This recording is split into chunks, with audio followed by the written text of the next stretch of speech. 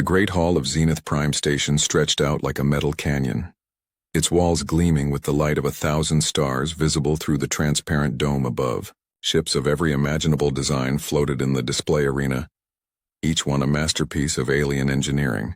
The annual Galactic Military Exhibition had drawn representatives from 300 species, all eager to show off their latest weapons and vessels. Admiral Sarah Chen stood at the edge of the human delegation area, watching the other species present their warships. Her gray uniform looked plain compared to the elaborate outfits worn by the other military leaders. She kept her face neutral, but inside she was taking notes. Always taking notes. A Veltharian cruiser glided into the center of the arena. The crowd gasped. The ship seemed to disappear and reappear as it moved, bending light around itself like water flowing around a stone. Its hull was smooth as glass without a single visible seam or weapon port. The Veltharian presenter, a tall being with skin that shifted colors like oil on water, spoke through the translation device. The Starweaver-class cruiser represents the peak of light manipulation technology. It can become invisible to all sensors, can redirect energy weapons back at their source, and moves faster than light without entering hyperspace. The hull is constructed from programmable matter that repairs itself instantly. We have eliminated all weaknesses of previous generation vessels. The assembled representatives applauded with whatever appendages their species possessed. Tentacles clapped against tentacles. Wings fluttered. Mandibles clicked in appreciation. Next came the Korthax Hegemony's dreadnought. The massive ship looked like a living fortress, its hull covered in patterns that glowed with captured starlight. The Korthax admiral, a being that resembled a boulder with too many eyes, spoke with pride. The Sunbreaker dreadnought is powered by a contained star fragment. It can destroy a planet's surface in minutes. Its shields can withstand the explosion of a supernova. We have achieved perfection in destructive capability.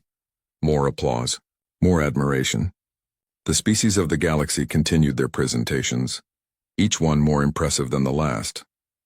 The Mycelian collective showed their living ships, grown from engineered fungus that could think and repair itself. The Crystalline Communion demonstrated vessels that existed partially in another dimension, making them nearly impossible to hit.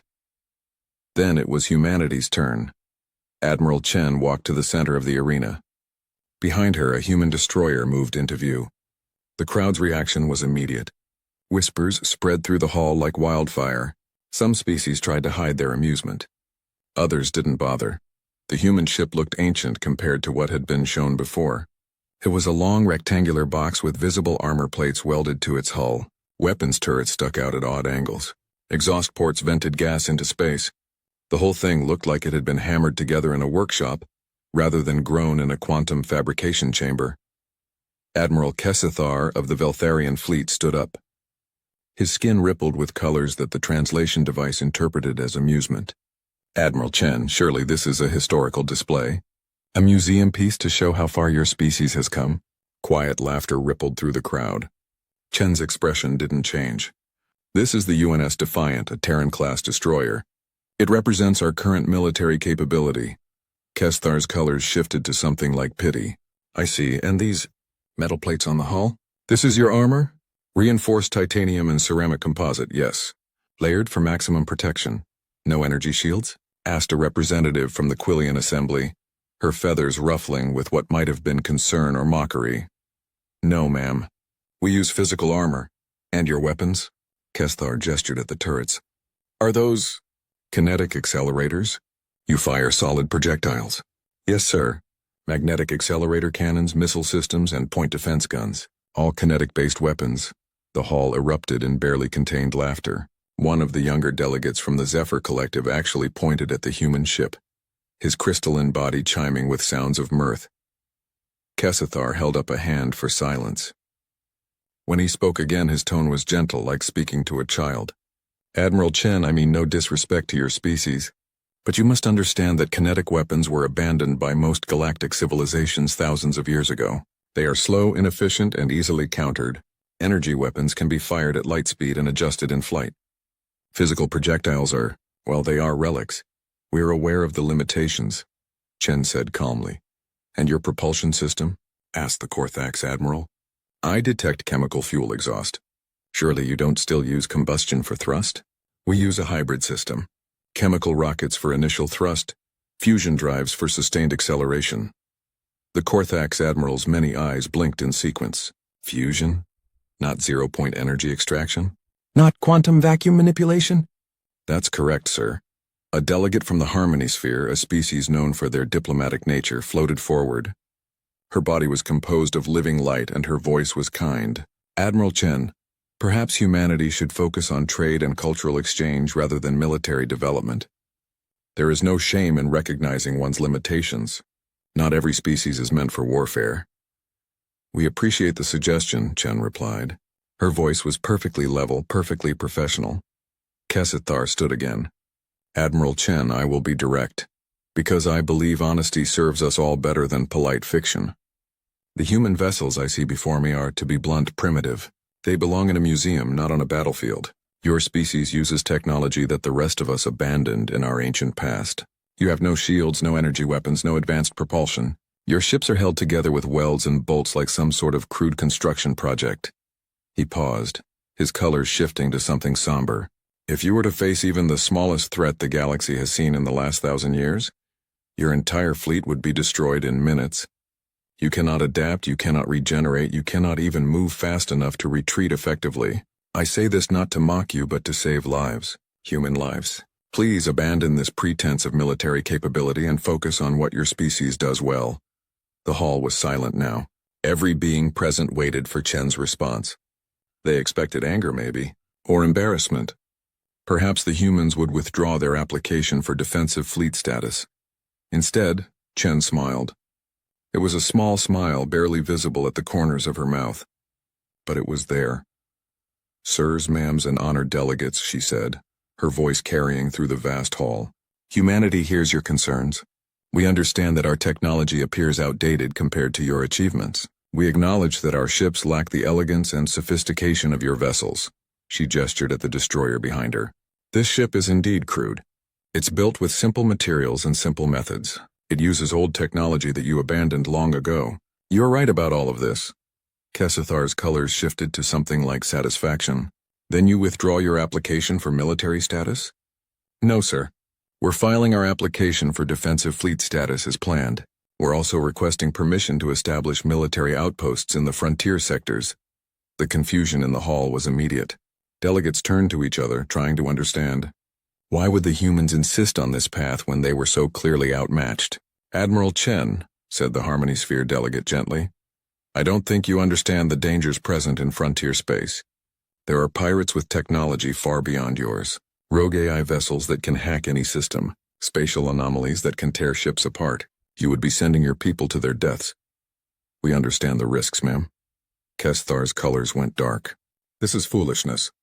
The Council cannot in good conscience approve a military application from a species that cannot defend itself. We would be complicit in the deaths of your crews. Chen's smile didn't waver. Then it's fortunate that we're not asking for your approval of our capability. Only recognition of our right to defend our territory and our allies. The Council Charter allows any species to maintain defensive forces. We meet the minimum requirements. The minimum requirements were written assuming basic competence. Kesithar's colors flashed with frustration.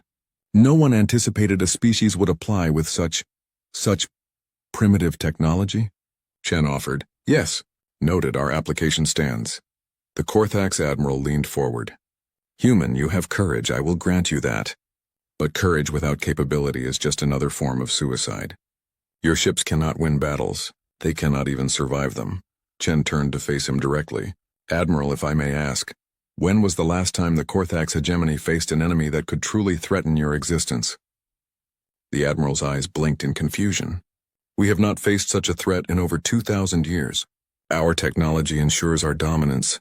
And the Veltharians? Kesithar's colors shifted uncertainly.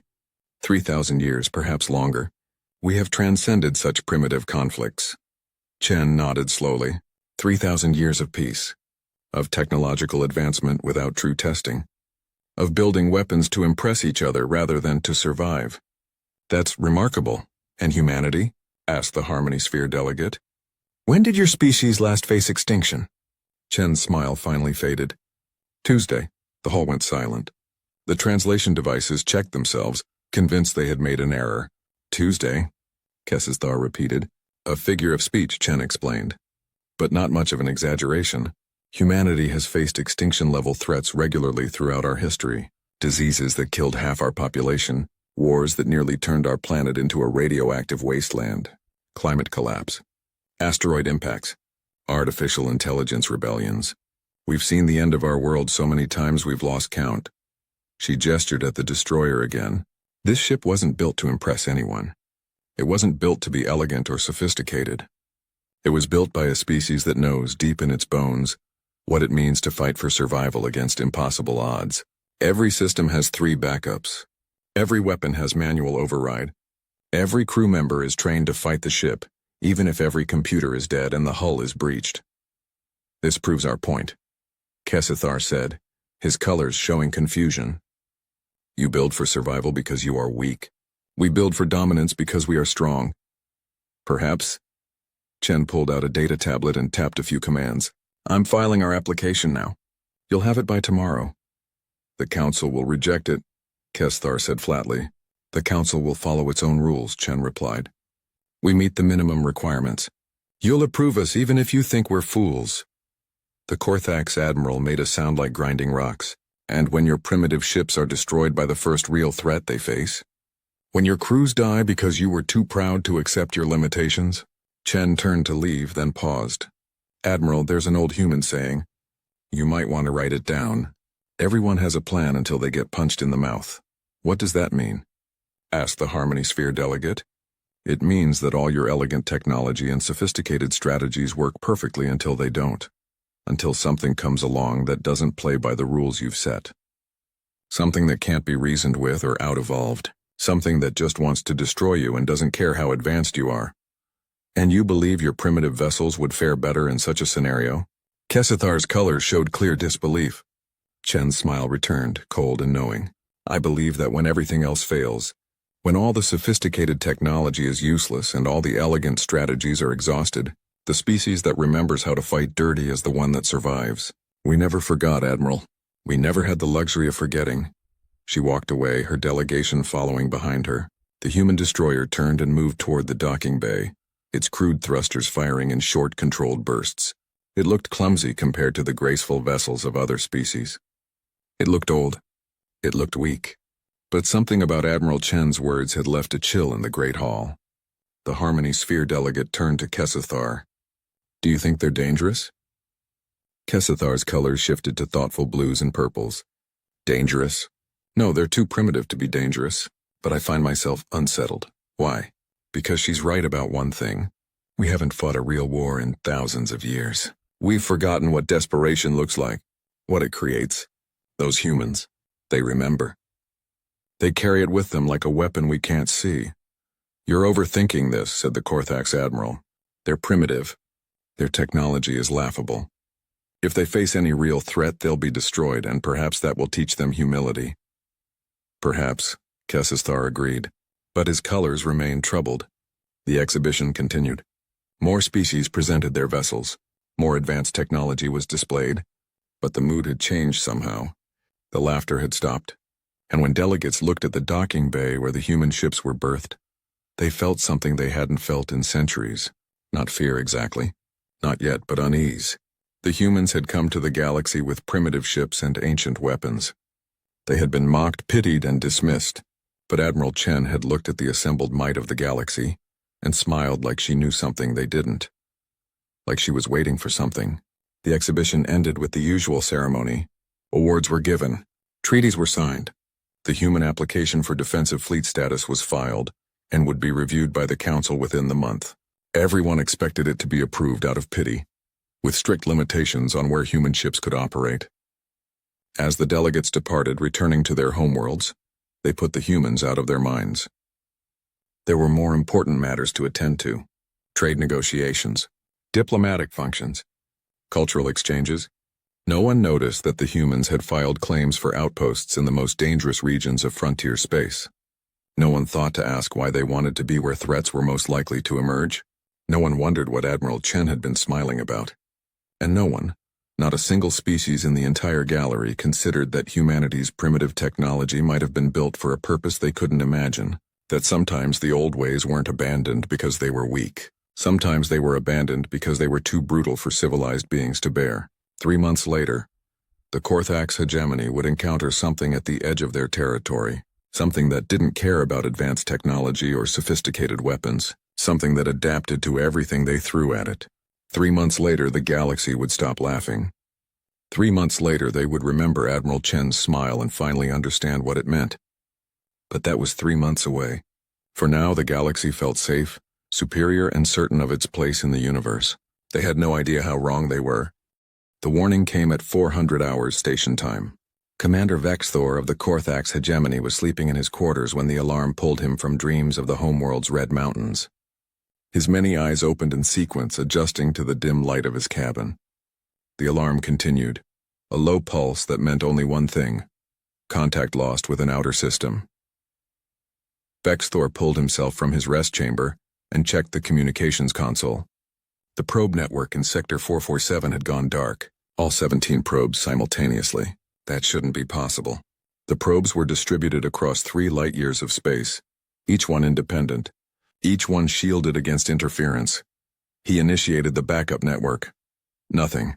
The relays in that sector had also failed. "Get me a ship," he ordered his aide. "We need to investigate." "Sir, regulations require we report this to Fleet Command first." Vexthor's eyes focused on the aide. "And then what?" "They'll send a ship to investigate. We're already here. We are the closest vessel. By the time Fleet Command processes the report and dispatches another ship, we could have this resolved." "Yes, sir." The Korthax survey vessel Steadfast was not a warship, but it carried enough firepower to handle pirates or rogue mining operations. Vexthor didn't expect to need weapons, probably just a malfunction. Some kind of cascade failure in the probe network. Strange, but not unheard of. They reached Sector 447 in 6 hours. The first thing Vexthor noticed was the silence. Space was always silent, of course, but this was different.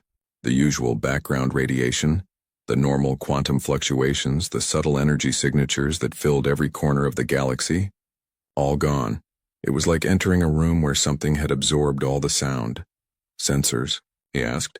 "Unable to get a clear reading, sir. Something is interfering with our scans. The colony. Set course for the colony on Korth 447C. 3,000 citizens there. They should be able to tell us what happened." The colony was silent too. They approached the planet carefully, scanning as they went. The colony should have been visible from orbit, a bright cluster of lights on the dark side of the planet. Instead, there was nothing. No lights, no communications, no energy signatures at all. "Land us near the main settlement," Vexthor ordered. Something cold was spreading through his chest. He had been a space commander for 40 years and had never felt anything like this. The settlement was gone. Not destroyed. Not damaged. Gone. Where buildings had stood, there was nothing but bare ground. Where roads had been, there was smooth dirt. It was as if the entire colony had been erased, carefully removed piece by piece. "Sir?" his aide whispered. "The people. Where are the people?" Vexthor had no answer. They found no bodies. No signs of struggle. No indication that anyone had ever lived here at all. Except for the bare ground where the settlement had been, there was no evidence that 3,000 Korthax citizens had ever existed. Back to the ship. Now.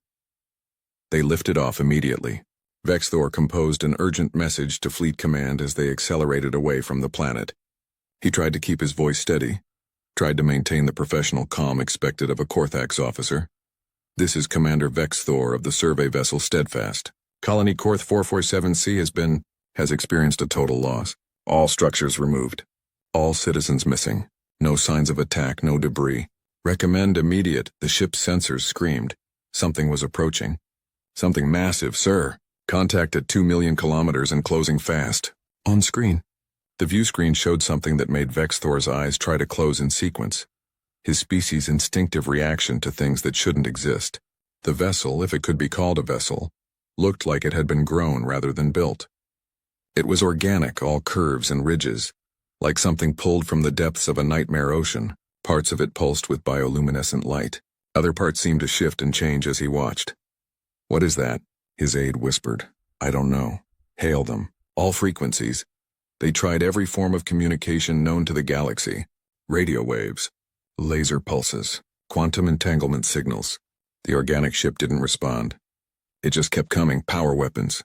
Prepare to fire. The Steadfast was equipped with standard Korthax plasma accelerators, weapons that could punch through any known armor. Vex-Thor targeted the approaching vessel and fired. The plasma bolt struck the organic ship's surface and stopped. Not reflected. Not absorbed. It just stopped, hanging in space like it had hit an invisible wall. Then slowly it began moving again.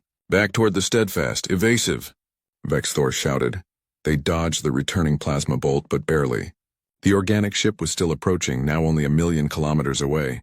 Sir, it's scanning us. I can feel it. It's trying to get inside the ship's computer. Cut all external connections. Go to manual control only. They switched to backup systems, controlling the ship with physical inputs rather than computer commands. It was slower, clumsier, but it kept whatever that thing was out of their systems. Weapons? Sir, if it can throw our own fire back at us, then we try something else. Load the quantum torpedoes. Quantum torpedoes were the cutting edge of Korthax military technology. They existed in multiple dimensions simultaneously, making them impossible to dodge or block. Vex-Thor fired 3 of them. The organic ship changed, its surface rippled like water. New structures grew from its hull, crystalline formations that glowed with impossible colors. The torpedoes struck these formations and vanished.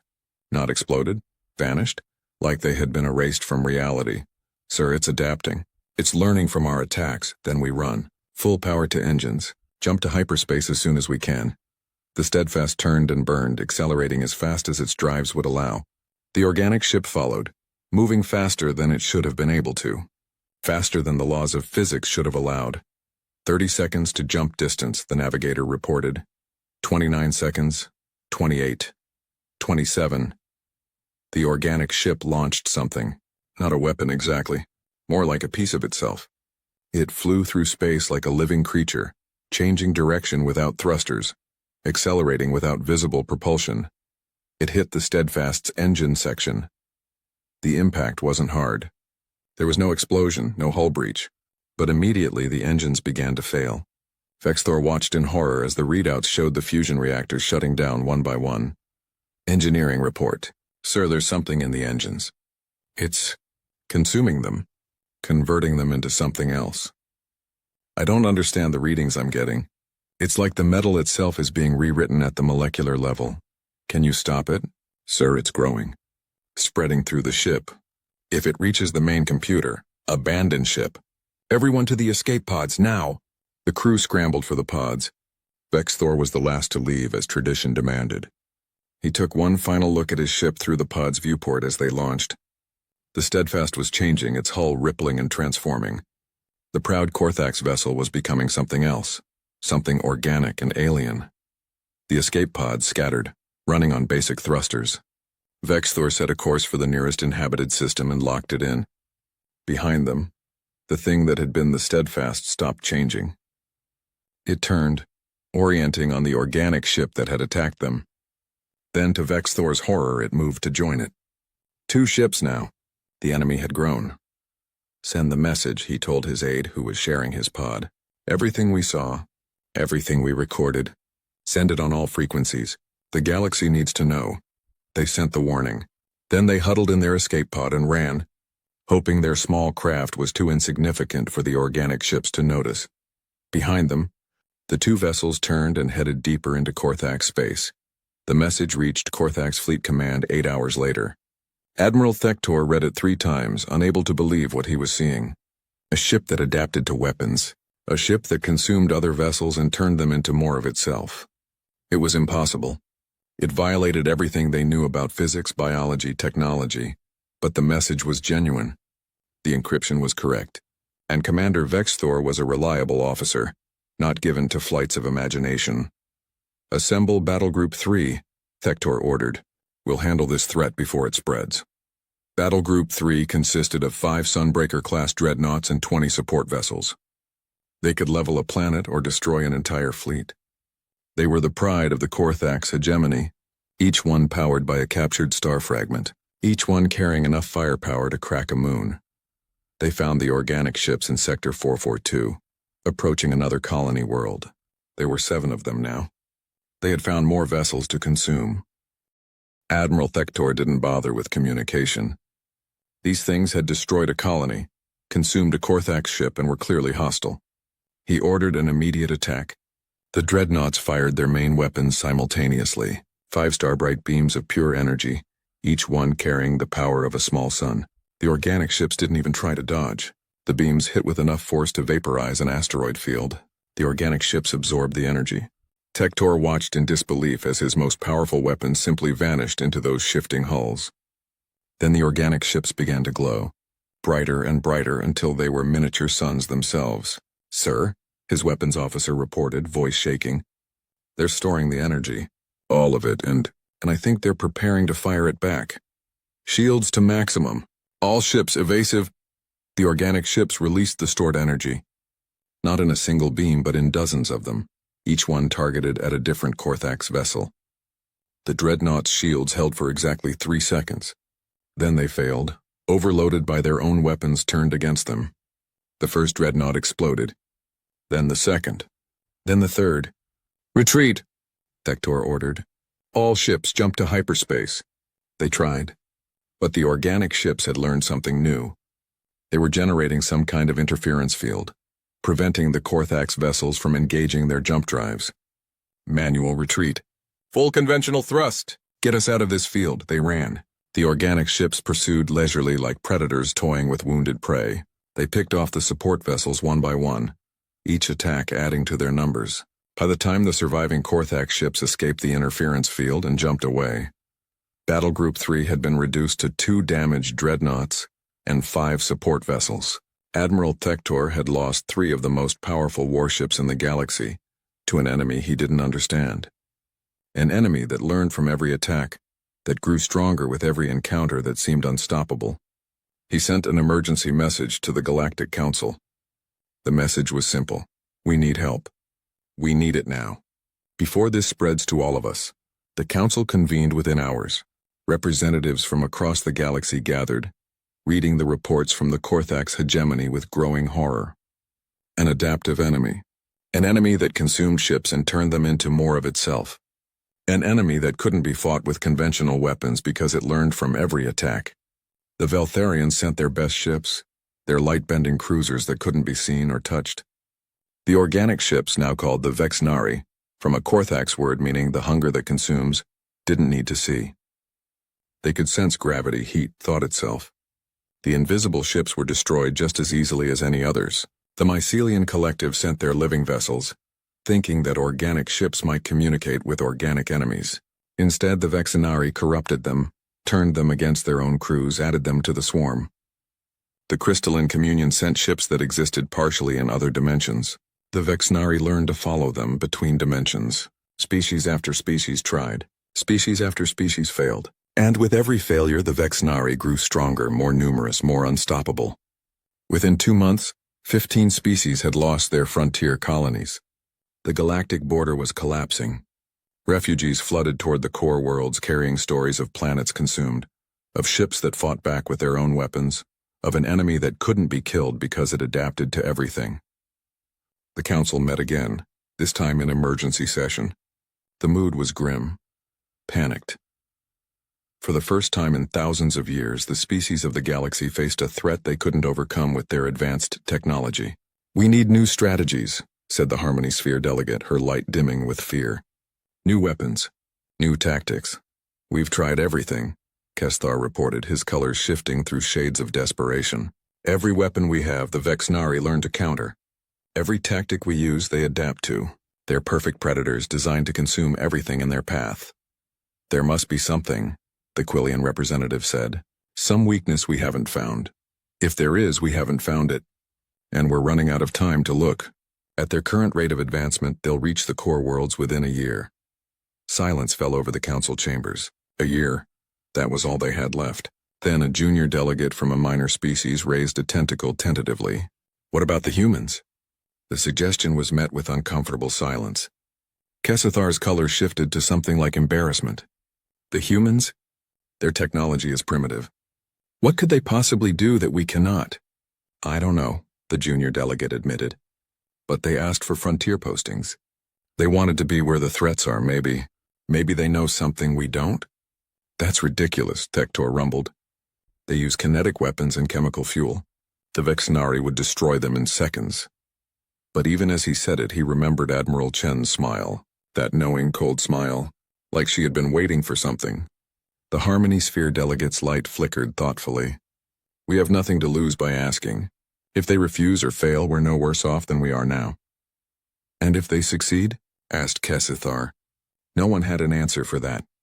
The idea that primitive humanity could succeed where the advanced species of the galaxy had failed was too absurd to consider seriously. But they were desperate. Send a delegation to Earth, the Council agreed. Ask for their help. Promise them whatever they want. Technology, territory, resources. We need every option, no matter how unlikely. The delegation was chosen. They prepared their arguments, their appeals, their offers. They expected to beg. They expected to grovel. They expected the humans to either refuse outright or demand impossible prices for their inadequate help. They had no idea that Admiral Chen had been expecting their call, or that humanity had been preparing for this exact scenario since they first entered the galaxy. The delegation departed for Earth, carrying the hopes of a galaxy on the edge of destruction. Behind them, the Vexnari continued their advance, consuming world after world, learning from every encounter, growing stronger with every victory. The countdown had begun, and somewhere on Earth, in a hidden facility on the moon, Admiral Sarah Chen looked at her assembled fleet and smiled that same cold smile. Finally, she said softly, they're ready to listen. The delegation arrived at Luna Station expecting desperation. They had prepared speeches about shared galactic duty, about the importance of unity in the face of extinction. They had authorized massive concessions, trade deals, technology sharing agreements, anything to get the humans to help, even though that help would likely be symbolic at best. Instead, Admiral Sarah Chen met them at the docking port with a single question. What took you so long? Kesithar felt his color shift to confusion. The human stood before them in the same plain gray uniform she had worn at Zenith Prime, looking completely calm. Behind her, human military personnel moved with purpose, checking equipment and reading displays. Everything seemed ready. Admiral Chen, Kesithar began carefully, we come to request, I know why you're here. The Vexnari, 15 species lost their frontier colonies. The Korthax lost 3 dreadnoughts. The Veltharian stealth fleet was wiped out in Sector 339. The Mycelian ships were corrupted and turned against their crews. Should I continue? You've been tracking the situation, the Harmony Sphere delegate said, her light pulsing with surprise. We've been tracking it since the first Korthax probe network went dark, Chen confirmed. We've analyzed every engagement, every tactic, every failure. We know exactly what you're facing. Then you understand how desperate the situation is, Tektor rumbled. We need every resource, every vessel, You need us, Chen interrupted. Specifically. That's why you came to Earth instead of just sending out a general call for aid. Kesithar's colors shifted uncomfortably. Admiral, please understand that we mean no offense, but humanity's technology is limited. We hoped that perhaps you might contribute to the defense effort in whatever way you can. Supply lines, perhaps, or resource management. Every contribution matters, no matter how small, Chen smiled. It was the same smile from Zenith Prime, and it sent the same chill through the delegates. Follow me, she said. She led them through Luna Station to a secure transport. They traveled in silence for 20 minutes, moving away from the station and toward the dark side of the moon. The transport descended into what looked like a crater, but as they got closer, the delegates realized the crater was artificial and enormous. The transport settled on a landing platform, and Chen gestured to the viewing windows. I present the Terran Defense Fleet. The crater was a construction facility, one of the largest the delegates had ever seen, and it was full of warships, thousands of them, human vessels of every size, from small frigates to massive carriers, all sitting in perfect formation. They looked different from the destroyer that had been shown at Zenith Prime, harder, more aggressive. Purpose-built for war. This is impossible, Kesithar breathed, his colors cycling through shock and disbelief. You've only been spacefaring for 200 years. How did you build all this? The same way we survived everything else that tried to kill us, Chen replied. We prepared, we built. We never stopped being afraid. She pulled up a holographic display. It showed the Vexnari ships in detail, their structure, their behavior, their tactics.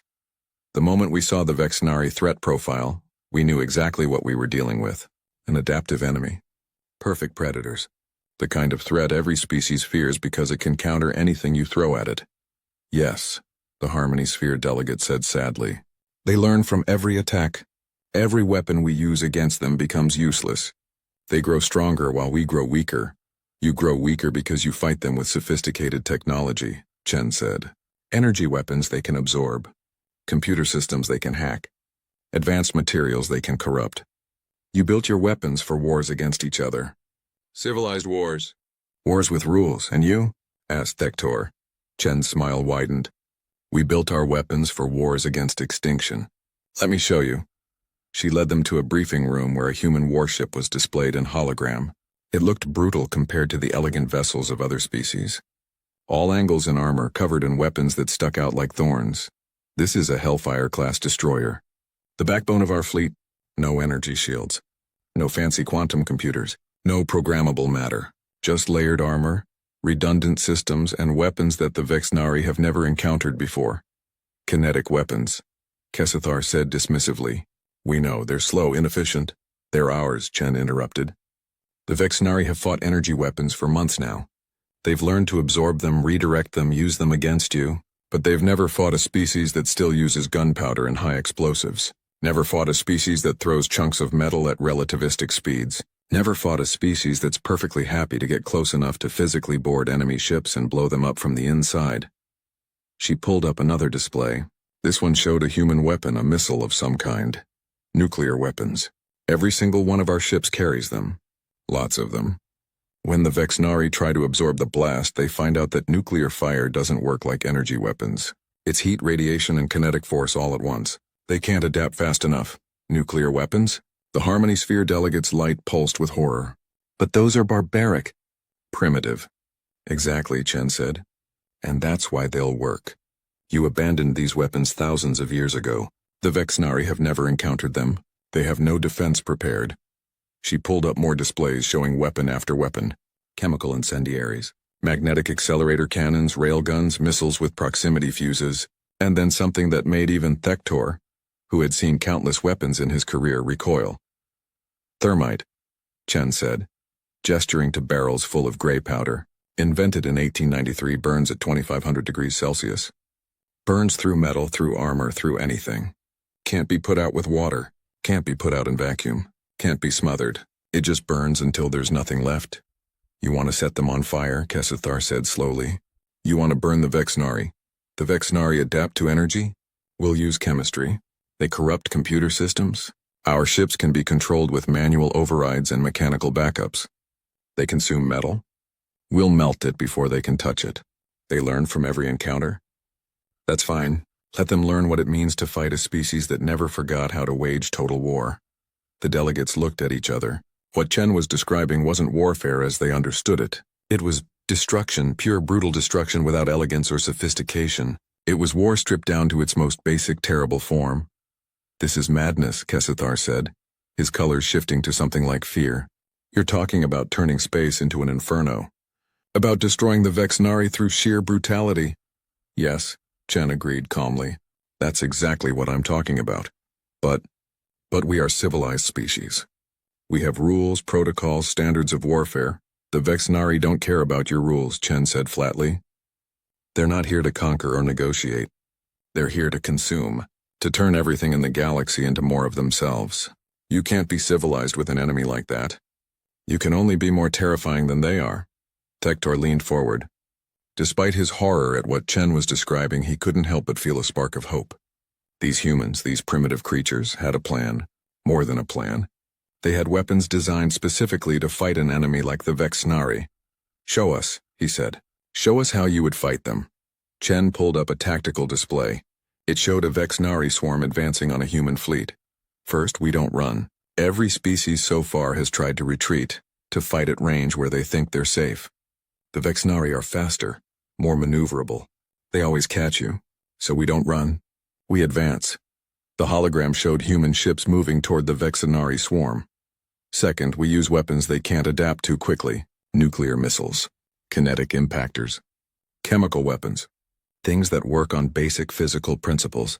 not energy manipulation. They can try to absorb a nuclear blast, but they'll just cook from the inside. The hologram showed nuclear explosions blooming in space, catching Vexenari ships in overlapping kill zones. Third, we accept losses. Our ships are built with backup systems upon backup systems.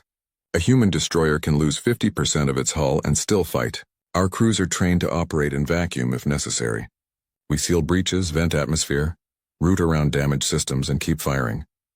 The hologram showed human ships battered and burning, continuing to fight, even as they broke apart. Fourth, if we can't destroy them at range, we board them. Humans in armor suits with flamethrowers and demolition charges. We burn out their insides and blow up their cores.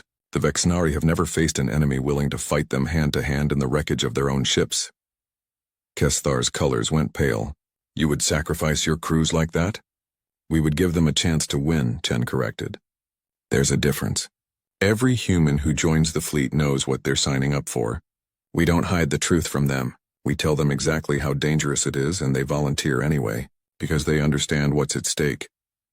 This is insanity, the Harmony Sphere delegate whispered. War shouldn't be like this. It shouldn't be so real, Chen offered. Welcome to human warfare, delegates. We've been fighting each other for 10,000 years. We've perfected the art of killing. We know every dirty trick, every brutal tactic, every way to turn the universe itself into a weapon. And now you need us to use all of that against the Vexenari. Silence fell over the briefing room. The delegates stared at the tactical displays, at the weapons that looked like they belonged in a museum, at the battle plans that treated casualties as acceptable and boarding actions as routine. You're monsters, Kesthar said softly. Yes, Chen agreed without hesitation. When we need to be.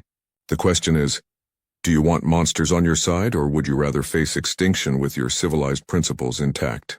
Tektor was the first to speak. If we accept your help, what do you want in return? Chen turned off the displays. Nothing. Nothing. We're not doing this for payment.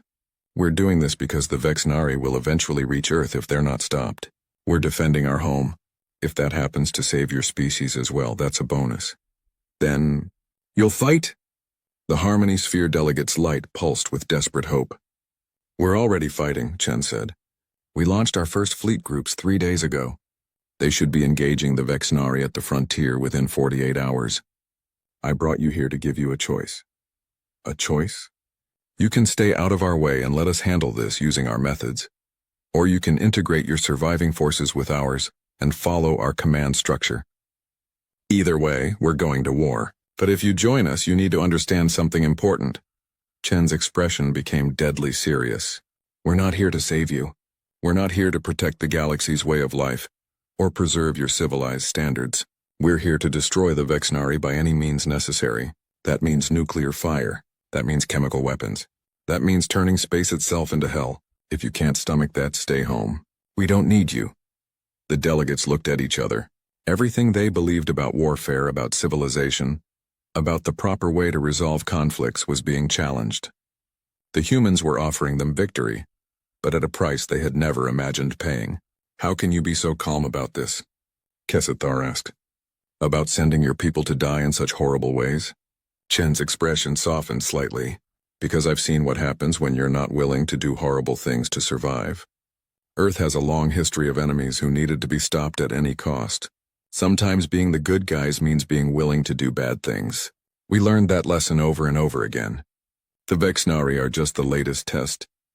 She walked to the window overlooking the construction facility, gazing out at the assembled fleet. My great-great-grandmother lived through the AI wars. Machines that wanted to wipe out biological life. Humanity won that war by doing things that still give us nightmares. My grandfather fought in the colony rebellions. Humans killing humans over resources and territory. We nearly destroyed ourselves before we reached the stars. Every generation of humans has faced something that wanted to kill us all. And every generation found a way to survive no matter how terrible the cost. She turned back to the delegates. That's what we are, delegates. We're the survivors. The species that looked at impossible odds and said, not today. The species that kept finding new ways to fight, new weapons to use, new tactics to try. We're the galaxy's worst nightmare, and right now you need a nightmare to fight the Vexenari. Tektor stood, his many eyes focused on Chen with something like respect.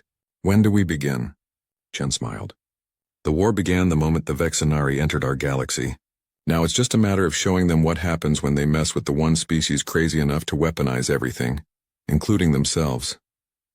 She pulled up a star map. Red markers showed Vexenari positions. Blue markers showed human fleet movements. Our forward groups should be making contact right about now. A light on her console blinked. A message was coming in from the front lines. Chen read it and her smile grew wider. Ladies, gentlemen, and honored delegates, I present to you the opening move of humanity's response to the Vexenari threat. She displayed the message for everyone to see. First contact successful. Enemy engaged. Deploying Hellfire Protocol. May God have mercy on their souls because we sure as hell won't. The war had begun, and the galaxy was about to learn what humanity meant by total war. Captain James Rodriguez stood on the bridge of the UNS Indomitable, watching the Vexenari swarm approach on the tactical display. 15 contacts. No, 20 now. They were multiplying as they consumed debris from previous battles, growing their numbers with every kilometer they advanced. Distance to contact? He asked calmly. 2 million kilometers and closing, sir. They're accelerating. We'll reach engagement range in 14 minutes. Rodriguez nodded. Around him, his crew worked with practiced efficiency. No panic, no fear. Just humans doing a job they had trained for their entire careers. Communications send to all ships. Execute Hellfire Protocol on my mark. Aye, sir. All ships acknowledge and are ready. Hellfire Protocol. The name had seemed dramatic when they first coined it. But now, watching the Vexenari approach, Rodriguez thought it was appropriate. They were about to turn space into an inferno. Sir, his tactical officer said. They're launching some kind of probe, trying to scan us. Let them look, Rodriguez replied. Won't do them any good. The Vexenari had learned from every encounter with galactic forces. They knew how to counter energy shields, how to hack computer systems, how to corrupt advanced materials. But they had never encountered human technology before. They had no reference for chemical rockets, no defense against kinetic weapons, no adaptation ready for nuclear fire. 1 million kilometers, the tactical officer reported. Missile batteries, prepare full salvo. Target their lead ships. Targeting solutions locked, sir. Fire. The Indomitable shuddered as 50 missile ports opened and released their weapons. The missiles were crude compared to the elegant munitions used by other species. Simple rockets with chemical fuel, guided by basic computers and armed with nuclear warheads. Ancient technology by galactic standards, perfect by human standards. The missiles streaked toward the Vexenari swarm.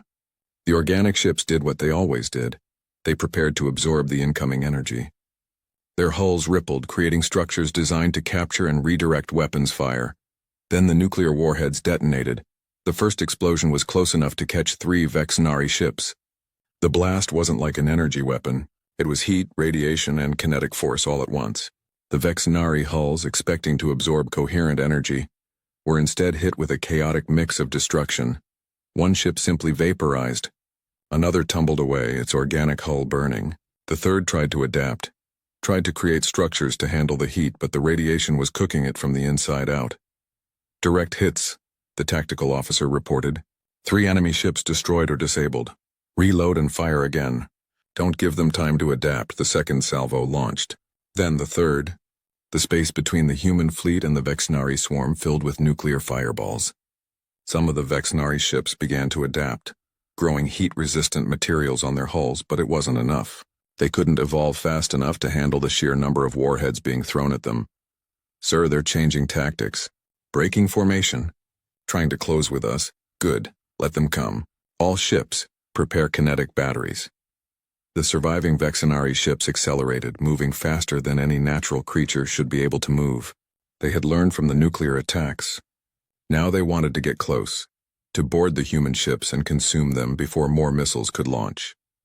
At 500,000 kilometers, the human ships opened up with their railguns. Chunks of metal, accelerated to ridiculous speeds by magnetic coils, tore through space. No energy to absorb, no computers to hack, just mass and velocity, the most basic physics in the universe. The railgun slugs punched through Vexenari hulls like paper. One moment, an organic ship was there. The next, it had a hole the size of a small house going straight through it. The Vexenari tried to regenerate, tried to seal the breaches, but more slugs kept coming. The human ships fired in continuous streams, turning the space ahead of them into a killing field of metal. "They're still coming, sir," the tactical officer warned. "Then we give them what they want. Helm, bring us about. All ships advance. Meet them head-on." Around him, Rodriguez heard his crew members suck in sharp breaths. Advance toward the enemy? Every other species had tried to retreat, to fight at range. But Rodriguez knew better. The Vexnari were faster. They would always catch you if you ran. The only way to win was to be more aggressive than they were. "Sir, they're launching boarding pods," the tactical officer reported. "Let them. Damage control teams prepare for boarding action. Break out the flamethrowers." The first Vexnari boarding pod hit the Indomitable's hull. It burned through the armor with some kind of biological acid, creating an opening. Vexnari drones poured through. Organic nightmares with too many limbs and mouths that shouldn't exist. They met Sergeant Maria Santos and her damage control team. Santos had fought in the Mars insurrection. She had cleared rebel tunnels with nothing but a knife and determination. These alien monsters didn't scare her. She leveled her flamethrower and squeezed the trigger. The Vexnari drones had never encountered fire before. Not real fire. Not chemical combustion that didn't care about energy shields or adaptive materials. The flames caught them and their organic bodies burned beautifully. They tried to adapt, tried to grow fire-resistant tissues, but Santos just kept burning them. When her first tank ran empty, she switched to her backup. When that ran empty, she pulled out thermite grenades and started throwing them. "Sector 7 clear," she reported calmly. "Moving to Sector 8. Throughout the ship, similar battles raged. Vexnari drones trying to consume the ship from within. Human crews fighting them with weapons that would have made the civilized galaxy recoil in horror. Flamethrowers. Acid sprayers. Explosive charges set to detonate manually. It was brutal, ugly, close-quarters combat in narrow corridors filled with smoke and screaming. It was exactly what humanity had trained for. "Sir, multiple enemy ships attempting to flank us," the tactical officer said. "Helm, roll us 45 degrees port. Show them our ventral batteries." The Indomitable rolled ponderously. The Vexnari ships, expecting the human vessel to be crippled by the boarding action, suddenly found themselves facing fresh weapons. Ventral batteries, fire at will. The magnetic accelerator cannons opened up. These were different from the railguns, bigger, slower firing, but with even more destructive power. Each shot was a telephone pole-sized chunk of depleted uranium, accelerated to a significant fraction of light speed. One shot hit a Vexnari ship dead center. The kinetic energy didn't just puncture the hull. It transferred into the organic structure, and the entire ship simply came apart, unable to handle the massive impact. "Scratch 3 more," the tactical officer reported with satisfaction. But the battle wasn't one-sided. A Vexnari ship managed to close with the human destroyer Relentless. It latched onto the hull and began consuming it, converting the metal into more of itself. Captain Zhang, commanding the Relentless, didn't hesitate. All hands abandoned ship. Set self-destruct for 30 seconds. The crew evacuated in escape pods. 28 seconds later, the Relentless detonated every warhead in its arsenal.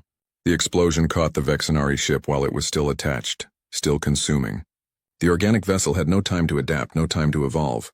It was simply destroyed, vaporized by nuclear fire at point-blank range. "Relentless is gone," Rodriguez's communications officer reported quietly. "Mark Captain Zhang for commendation," Rodriguez said. "He took one of them with him. That's a win in my book." The battle raged for 3 hours. The Vexnari kept adapting, kept evolving, but the humans kept switching tactics. When nuclear weapons became less effective, they switched to kinetic impactors. When the Vexnari learned to deflect those, they switched to chemical weapons. When boarding actions became too dangerous, they vented entire sections of their ships to space, sacrificing the compartments to kill the invaders. It was messy. It was brutal. It was war the way humanity had always fought it, with everything they had, using every trick they knew, accepting casualties as the price of victory. By the end, 12 Vexnari ships had been destroyed. The remaining 8 retreated, damaged and unable to adapt fast enough to the chaos of human warfare. The human fleet had lost 4 destroyers and 2 frigates. Over 300 crew members were dead. But they had won. Rodriguez sat in his command chair, looking at the casualty reports. 300 good people gone. People he had trained with, served with, shared meals with. The weight of their deaths settled on his shoulders like a physical thing. "Sir," His communications officer said softly. Admiral Chen is on the line. Rodriguez straightened. Put her through. Chen's face appeared on the screen. She looked tired but grimly satisfied. Captain Rodriguez, well done. First contact was a success. We lost 6 ships, Admiral. 300 dead. I know. And I'm sorry for every one of them. But you proved that the Vexenari can be beaten. You showed them that humanity doesn't fight like the rest of the galaxy. That's worth the cost. Rodriguez wanted to argue. Wanted to say that no victory was worth 300 lives. But he knew better. He had known the price when he accepted this command. They all had. What are our orders, Admiral? Push forward. The Vexenari will regroup and try again. Don't give them time. Keep hitting them. Keep forcing them to adapt to new tactics. Make them react to us instead of the other way around. Can you do that? Rodriguez looked at his remaining ships, battered and scarred but still operational. He thought about his crew, exhausted but unbowed. He thought about the 300 empty bunks in the fleet and the people who would never come home. Yes, ma'am. We can do that. Good. The rest of the fleet is moving up to support you. Within a week, we'll have 50 ships in your sector. Within a month, we'll have the full Terran defense fleet engaged. The Vexenari have been pushing into the galaxy for months. Time to start pushing back. Understood, Admiral. And Captain, what you did today, what your people did, the galaxy is watching. They're seeing humanity fight for the first time. Really fight. Show them what we're made of. The connection ended. Rodriguez turned to his crew. They looked back at him with expressions he recognized. Fear, yes. Exhaustion, certainly. But also determination. Pride. The knowledge that they were doing something important. All right, people. We've got our orders. Helm set a course for the next Vexenari concentration. Engineering, I want damage reports from all ships within the hour. Weapons, start manufacturing more missiles. We're going back out there. His executive officer leaned close. Sir, the crew needs rest. We all do. The crew needs to win, Rodriguez replied. They need to know that their friends didn't die for nothing. Rest can come later. Right now we fight. Throughout the fleet, similar conversations were happening. Captains rallying their crews. Engineers working double shifts to repair damage. Weapons officers loading fresh munitions. Medical teams treating the wounded while making room for the next batch. It wasn't elegant. It wasn't civilized. But it was effective. The news of the human victory spread through the galaxy within hours. Species that had written off humanity as primitive, as irrelevant, suddenly realized they had been wrong. The humans had fought the Vexenari and won, not through superior technology or advanced tactics, but through sheer brutal determination. Some species were inspired. Others were horrified. All of them paid attention. At Zenith Prime Station, Admiral Kesithar watched the battle recordings with his officers. They saw the nuclear explosions, the kinetic bombardment, the boarding actions fought with flamethrowers and grenades. They saw human ships continuing to fight even as they were torn apart. They saw crews sacrificing themselves to take enemy vessels with them. This is barbaric, one of his officers said, colors showing disgust. But Kesithar's colors were thoughtful. No, this is war, real war. We had forgotten what it looked like. Should we join them? Another officer asked. Kesithar thought about it. About his elegant ships with their light-bending technology. About his sophisticated weapons and advanced tactics. About his crews, trained for civilized warfare between honorable opponents. Then he thought about humanity, throwing themselves at an unstoppable enemy with ancient weapons and insane courage. Yes, he decided. Send word to Fleet Command. The Veltharian Armada will join the human offensive. It's time we remembered how to fight for survival instead of glory. Similar decisions were being made across the galaxy. The Korthax hegemony mobilized its remaining forces. The Crystalline Communion prepared its dimensional ships. Even the peaceful Harmony Sphere began arming their vessels, willing to fight for the first time in millennia. The galaxy was learning from humanity's example, learning that sometimes, to defeat monsters, you had to be willing to become something monstrous yourself. But the lesson wasn't over. The Vexenari were still out there, still adapting, still growing, and humanity was just getting started. In the wreckage of the battlefield, among the destroyed ships and floating debris, something stirred. A Vexenari fragment small enough to avoid notice drifted through space. It had survived the nuclear fire. It had learned from the encounter. And it was evolving. The war was far from over. In fact, it was about to get worse. But humanity was ready. They had always been ready, because they had never forgotten the most important rule of survival. When something wants to kill you, you kill it first. With fire if necessary, with everything you have, no matter the cost. 3 months. That's how long it took for the tide to turn. 3 months of brutal fighting, of ships burning in space, of crews sacrificing themselves in ways the galaxy had never imagined. 3 months of humanity showing the universe what total war really meant. Admiral Sarah Chen stood on the bridge of the UNS Eternal Vigilance, looking at the tactical display that showed the current front lines. The red markers representing Vexenari forces had been pushed back to their original entry point into the galaxy. The blue markers of human and allied forces surrounded them on 3 sides. "Status report," she commanded. "Ma'am, all fleet groups report ready for final assault," her tactical officer responded. "We have confirmation from Korthax, Veltharian, Crystalline, and Mycelian forces." "Everyone's in position," Chen nodded. The United Galactic Fleet numbered over 5,000 ships now. Humans made up less than a third of that number. But they commanded the entire operation. Because the galaxy had learned something important over the past 3 months. Humanity knew how to fight ugly, and sometimes ugly was exactly what you needed. Communications opened a channel to all fleet commanders. The display flickered, showing the faces of dozens of alien officers. Kessathar was there, his colors set to determine blues and reds. Admiral Thector of the Korthax, his many eyes focused intently. Representatives from every major species that had joined the fight. "This is Admiral Chen.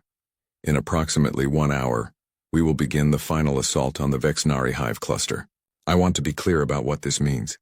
We're not going to destroy them from a distance. We're not going to use some clever tactic or sophisticated weapon. We're going to do what humanity has done since we first picked up rocks and hit each other with them. We're going to get close and we're going to break them." She paused, looking at each commander in turn. "Some of you will die today. Many of you probably. The Vexenari have adapted to our tactics over the past 3 months. They've learned from every encounter. They know what we're going to throw at them. But here's what they don't know. They don't know how far we're willing to go. They don't understand that some species will burn down the entire galaxy before they surrender." Kesthar's colors shifted to something like respect. "Humanity has taught us much, Admiral. We are ready. Then let's end this. All ships advance. Operation Hellfire is go." The United Fleet moved forward as one. Thousands of ships representing hundreds of species, all following human command. It should have been impossible. The galaxy species had fought each other for millions of years. But the Vexenari had given them something they had never had before. A common enemy that threatened all of them equally. At the center of the enemy territory, the Vexenari hive cluster waited. It was massive, larger than any structure the galaxy had ever built. Dozens of hive ships connected together, forming a biological fortress the size of a small moon. Inside, millions of Vexenari drones worked ceaselessly, consuming gathered materials and producing more of themselves. The Vexenari had been driven back, but they weren't defeated. They had learned from every battle, adapted to every tactic. They had grown heat-resistant tissues to counter nuclear weapons.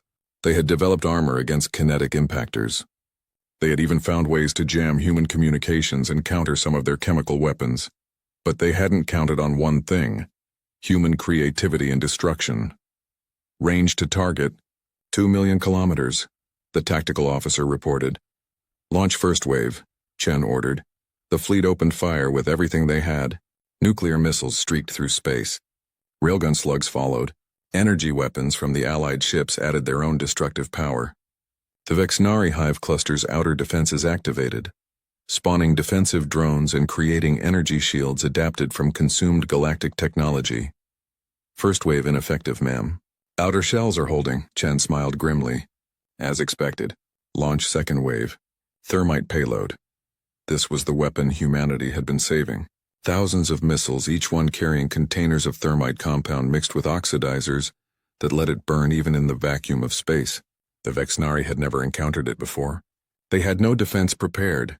The missiles struck the hive cluster's outer shells. The thermite ignited, burning at temperatures that turned metal into liquid and organic materials into ash. The Vexenari tissue tried to adapt, tried to grow heat-resistant structures, but thermite didn't care. It just kept burning. Holes opened in the outer defenses. The Vexenari rushed to seal them, but more thermite missiles kept coming. The entire outer shell began to glow red, then white, as the chemical fire spread.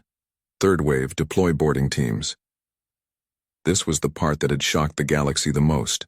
Humanity wasn't just going to destroy the hive cluster from outside. They were going to go inside and tear it apart from within. Boarding pods launched from human ships carrying teams of Marines in heavy armor. They crashed through the weakened outer shells and into the organic corridors of the hive cluster. Behind them came Allied forces, Korthax shock troops, Veltharian commandos, even crystalline warriors who had never thought they would fight in such a brutal way. Inside the hive cluster, the battle became personal. Sergeant Maria Santos, who had survived the boarding of the Indomitable 3 months ago, led her team through corridors that pulsed with alien life. Vexnari drones swarmed them, but Santos had learned their patterns. She knew where they would come from, how they would attack, how to kill them efficiently. Her flamethrower roared, turning the corridor ahead into an inferno. Her team followed, throwing thermite grenades into side passages and shooting anything that moved. It was brutal work. Close, personal, the kind of fighting that civilized species had forgotten how to do. But humans remembered, and they had taught their allies well. Captain Rodriguez, report. Chen's voice came over the comm. Captain James Rodriguez was leading the assault on the hive cluster's central core. His ship, the new UNS Indomitable, built to replace the one lost in the early fighting, hung in space near the largest hive ship, its weapons firing continuously. Admiral, we're encountering heavy resistance. They're throwing everything at us. My ship is at 60% functionality. Can you complete the mission? Rodriguez looked at his display. His ship was dying around him. Hull breaches on decks 4 through 7, main reactor running at emergency levels, weapon systems failing one by one. Half his crew was dead or wounded. Yes, ma'am. We can complete the mission. Then do it. All ships cover the Indomitable. Get Rodriguez to that core. The fleet rallied around the damaged destroyer. Veltharian cruisers formed a protective screen, their light-bending technology hiding the Indomitable from Vexnari sensors. Korthax dreadnoughts poured fire into the defensive drones. Crystalline ships phased in and out of dimensions, striking at the hive ships from impossible angles. And humanity kept pushing forward. Rodriguez guided his dying ship closer to the hive cluster's core. Around him, his crew worked with desperate efficiency. They had lost main power, so they switched to backup systems. They had lost backup systems, so they switched to manual controls. They had lost half their weapons, so they concentrated fire with what remained. Distance to core? Rodriguez asked. 200 kilometers, sir. But we're not going to make it. Hull integrity is failing. We've got fires on 6 decks. Life support is down to emergency only. Rodriguez looked at his crew. Young faces, old faces, humans from every corner of Earth and its colonies. They looked back at him with trust, with determination, with the acceptance of what was about to happen. All hands, this is the captain, he said over the ship-wide comm. We're not going to make it out of this one, but we're going to make it count. Everyone not essential to navigation or weapons, get to the escape pods. Launch immediately. Sir, his executive officer protested. We need every hand. That's an order, Commander. Get them out. You too. Sir, I'm staying with you. Rodriguez looked at her. Commander Lisa Park had served with him for 5 years. She was a good officer, a good friend. She deserved to live. No, you're not. Someone needs to survive to tell them what we did here. Make sure they know that the Indomitable went down fighting. That's your duty now. Park's eyes filled with tears, but she nodded. Aye, sir. It's been an honor. The honor was mine. Now go. Park and most of the crew evacuated. Rodriguez was left with a skeleton crew of volunteers who refused to leave. 15 people, staying behind to guide a dying ship to its final destination. 100 kilometers, the navigator reported. The Vexnari core loomed ahead, a massive structure that pulsed with organic life. It was the heart of the hive cluster, the central intelligence that coordinated all the others. Destroy it and the entire Vexnari presence in the galaxy would collapse, but it was protected. Drones swarmed around it, energy fields crackled across its surface, and it was adapting even now, growing new defenses based on everything it had learned.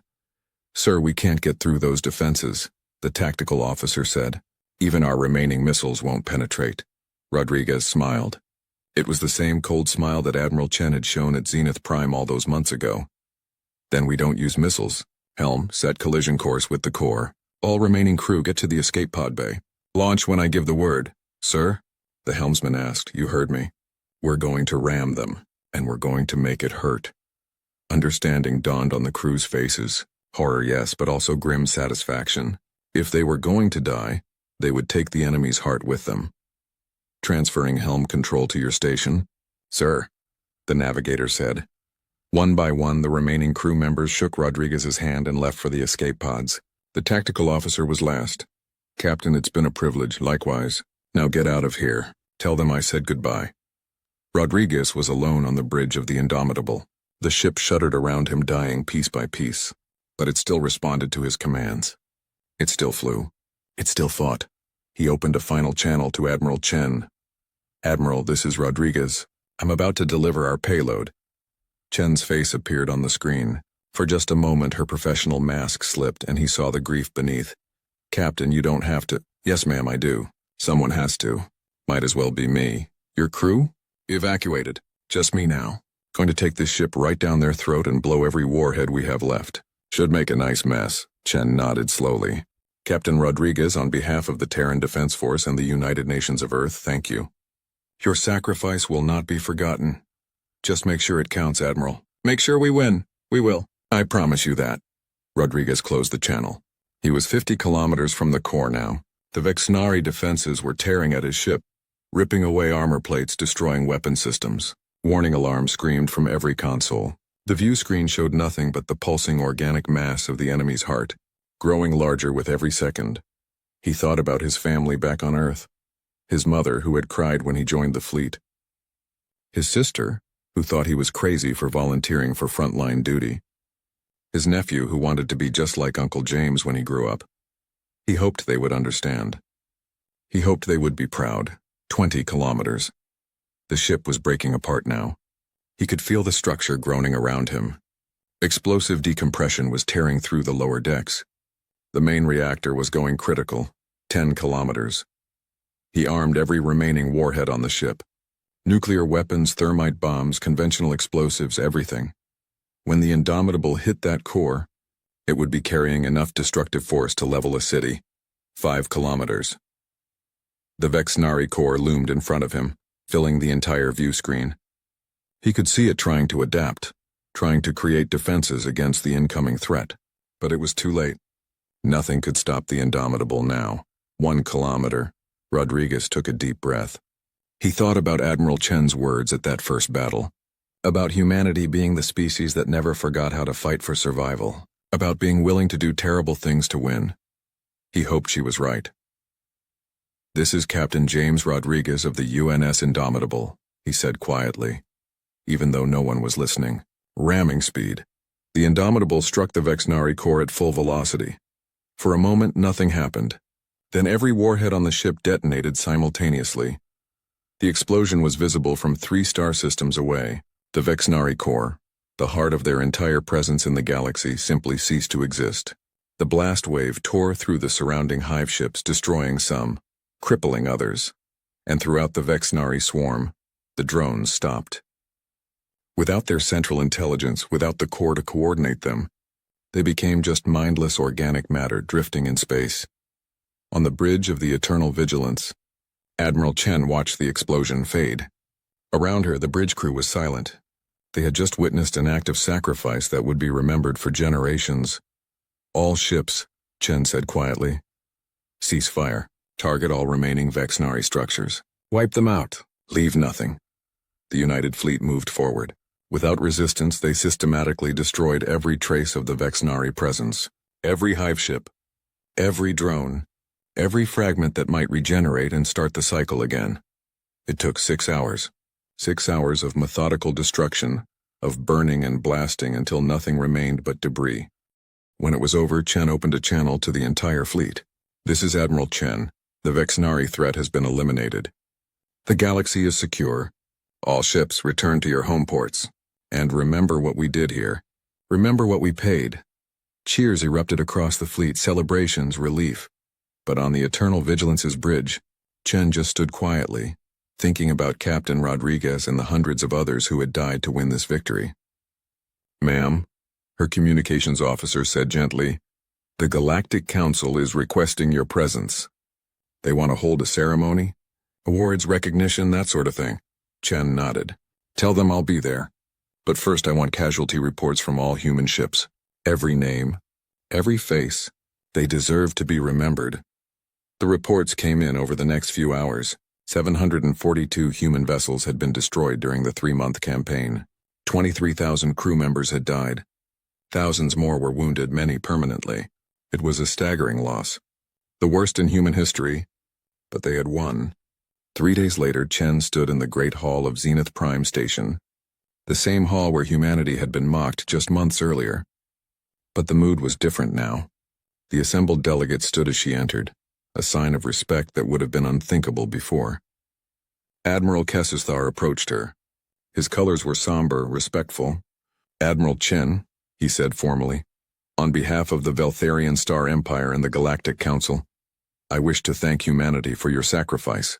You saved us all. We saved ourselves, Chen corrected. That you were saved as well was a bonus. Still, we owe you a debt we can never repay.